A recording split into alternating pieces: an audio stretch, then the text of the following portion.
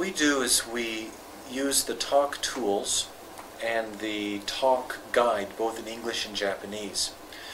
And we walk the students through the tools, the activities.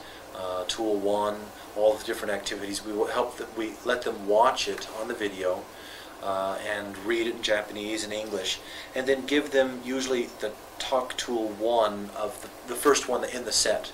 Everyone will usually use the first one, and then essentially practice using a different topic of the same tool, and practice what they've just seen. And we'll do that through most of the activities of tool 1, and then tool 6. We do tool 1 and tool 6 after that, any choice for another day. And then after that we move them into tools 2, 3, and 4. And we don't have time in our course to do the others, 5 and 7, I believe. And we just move them through for the first day, through the tools, and then take another day of letting them be free, take another day or part of a day of showing them 2, 3, and 4, and then after that we let them go. Initially, at the beginning of a semester, it's important to conduct a training session. You have to train them, and this, for me, I use the first 3 to 5 weeks training, because if you don't train them, and by no means is that it. I mean, you have to supplement that with verbal instructions all the way through the semester. However, what you don't have to do is what you would do with the traditional text, is pick it up and let's turn to page 80 and we're going to do phrasal verbs today. So the training session is crucial. I show the videotapes in Japanese. I use the study tips in Japanese. They read them aloud in class, and they read the manga, the cartoon, the anime,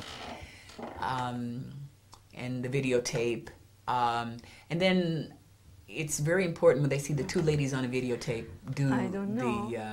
do the role play, do this the preparation. And the reason it's 3 to 5 weeks is I normally meet with one university. I meet only once a week for 90 minutes, so I need 3 to 5 weeks. I tell them in the beginning when I do the training that they will receive points for any activity. So on the list, I've changed and modified the list over the years, and they receive points for in-class and outside class activities. The outside class are emails and emailing me and printing out website pages of interest to them, and in English, not Japanese. And I use these website pages to talk to them, because they receive points for talking to the teacher. They receive points for the CS show, the role play performance aspect. They receive points for everything. There's a list.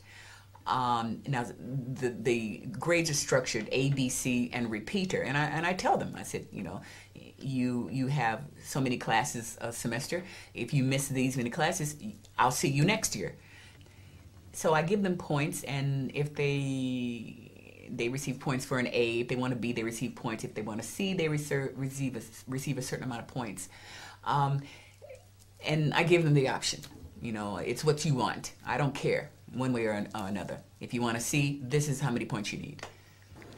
At the beginning of the year, I hand out the books, and I, of course, point to the section written in Japanese that explains to students how to use the materials. And I have them read through them carefully. It takes a bit of time, and I'm sometimes surprised at how slowly my students read, even in Japanese. But I think it's really necessary to let them read that, because it does explain quite a bit. I also stress the need for them to study and to bring their own ideas to class. That's very important, I think, because really the learning comes from them. It's not something that, that I tell them to do. I have my students started by the end of the second class, or at least the third class.